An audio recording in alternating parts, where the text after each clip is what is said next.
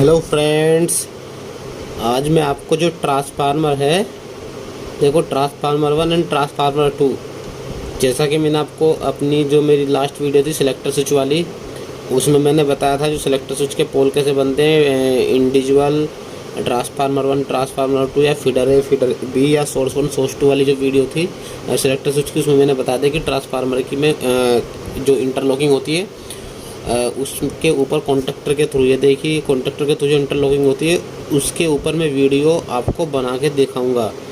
उसकी इंटरलॉकिंग कैसे की जाती है, कैसे वायरिंग की जाती है, उसके बारे में आपको मैं वीडियो बना के दिखाऊंगा।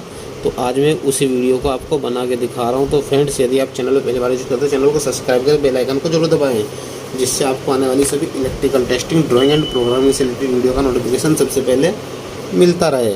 तो फ्रेंड्स, देख सकते हैं जो ये दो ट्रांसफार्मर होते हैं, कंट्रोल ट्रांसफार्मर 1, कंट्रोल ट्रांसफार्मर 2।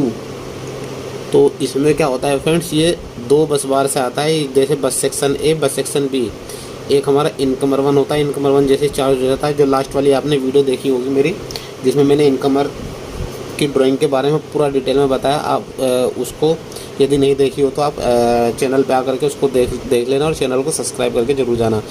तो देख सकते हैं उसमें जब इनकमर हमारा ऑन हो जाता है तो ये वाली बस बार होती है RYB।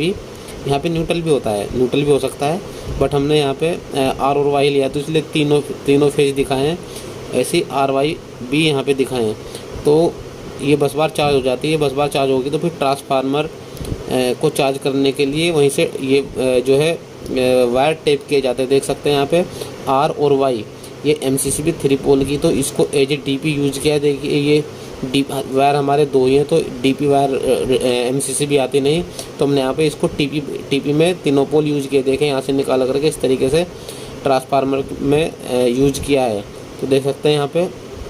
उसके बाद ये ट्रांसफार्मर चार्ज हो जाता है। देखिए MCCB जैसे ये ऑन होगी, अभी NO है, जब इस MCCB को ऑन कर देंगे, MCCB को ऑन कर देंगे तो फ्रेंड्स यहाँ पे देखिए इसकी जो प्राइमरी में है ट्रांसफार्मर में सप्लाई आ जाएगी, ट्रांसफार्मर में सप्लाई आ जाएगी। तो फ्रेंड्स यहाँ पे देखिए जो एक MCB लगी है, ये यहाँ तक जो वायर नंबर 11-12 है, यहाँ पे वायर ये सप्लाई, क्योंकि 415 दिया तो ये स्टेप डाउन ट्रांसफार्मर है, 415 दिया तो 240 यहाँ पे हमारी सप्लाई आ गई है, और यहाँ पे सप्लाई आ करके रुक गई है।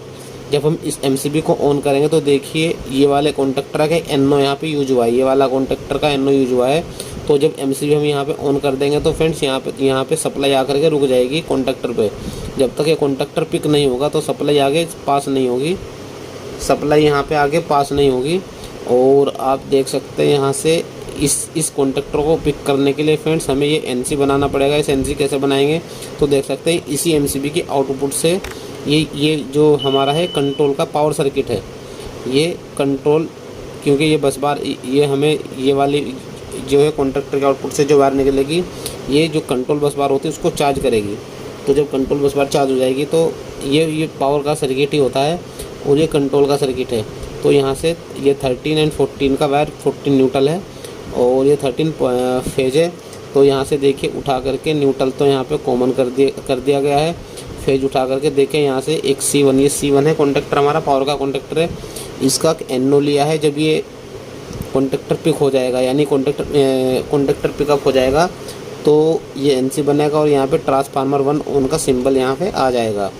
बट ये C2 कहाँ से आया, ये देख सकते हैं C2, ये इसको बोलते हैं इंटरलॉकिंग कॉन्टैक्ट। ये देखिए जब ये NC हमारा आएगा कहीं से फीडबैक है, ये NC आएगा तो ये कॉन्टेक्टर ऑटोमेटिक पिक हो जाएगा, ये पिक हो जाएगा तो यहाँ पे NC बन जाएगा। यहाँ पे जो कंट्रोल बस बार नीचे ये 21-22 है, यहाँ पे वायर आ जाएगी, कंट्रोल बस बार चार्ज हो जाएगा। कंट्रोल बस बार अभी आपको मैं दिखाऊंगा, थोड़ा सा इसको नीचे करूँगा तो तब आपको दिखाई दे जाएगा, क्योंकि अभी मैंने जूम किया हुआ है तो इसलिए सिर्फ आपको अच्छा दिखे इसलिए मैंने जूम किया हुआ है। तो मैं आपको कंट्रोल बस बार दिखा दूँगा अभी।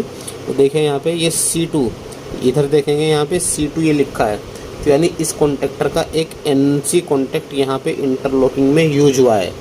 देख सकते हैं ये C2 है, ये C2 का इसे इंटरलॉक कॉन्टेक्ट बोलते हैं, इसका यहाँ पे NC यूज हुआ है।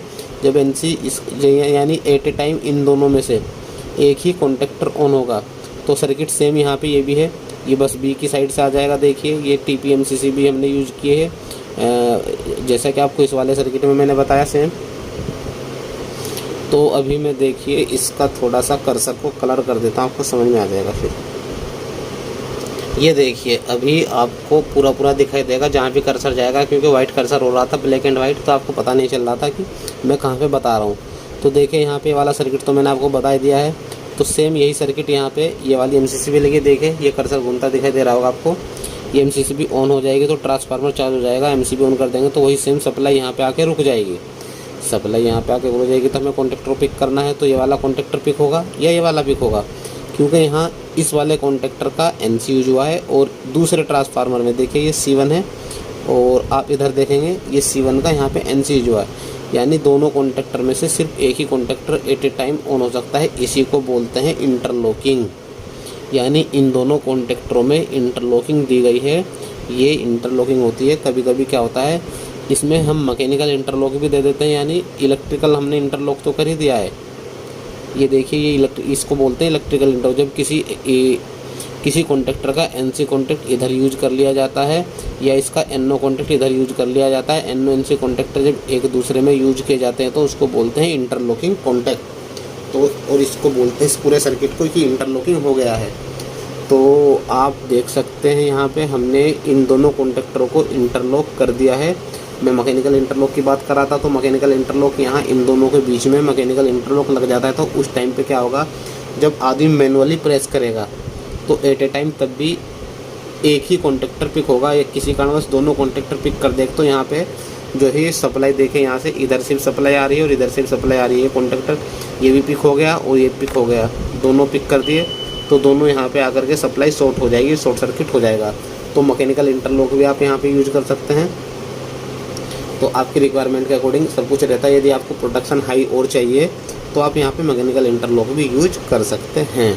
तो देखें यहाँ पे ये ट्रांसफार्मर ये C1 ऑन हो जाएगा, क्योंकि वाला ऑफ है। C1 ऑन हो जाएगा तो देखें यहाँ से ये 21-22 यानी कि ये NC बन जाएगा। 21-22 पे सप्लाई आ जाएगी। तो मैं आपको नीचे दिखा देता हूँ, जो बस बार लिखा है बस बार चार्ज हो जाएगी। ये देखिए जैसे ये कॉन्टेक्टर पिक होगा C1, ये पिक हो जाएगा, ये NC बन जाएगा, तो यहाँ पे कंट्रोल बस बार है ये चार्ज हो जाएगी। देखिए लिखा है कंट्रोल बस बार 240 volt single phase 2 wire 50 hertz supply. और इसी से टैप होकर के स्पेसिटर भी यहाँ पे सर्किट में यूज किया जाता है। स्पेसिटर 2 स्पेसिटर बस, तो यहाँ से जैसे ये वाली 2 बस बार है ऐसे ही स्पेसिटर की बस भी यहाँ पे चार्ज हो जाती है। तो सेम सर्किट फ्रेंड्स यहाँ पे देखेंगे, ये वाला ऊपर का तो मैंने आपको बता दिया था,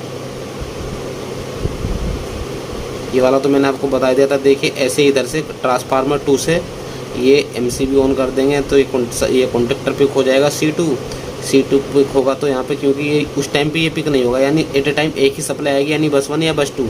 यदि हमारे पास बस 1 नहीं आ रही है, यदि हमारे पास बस 1 नहीं आ रही है, बस 1 बस A, तो उस कंडीशन में ये ऑफ रहेगा। तो और ये ऑन होगा तो सप्लाई यहाँ से इधर से पास होकर के C1 लग जाएगा, ये C2 लग जाएगा। C2 लगेगा तो यहाँ से जो कंट्रोल बस बार आपने देखी वो कंट्रोल बस बार बस B से चार्ज हो जाएगी।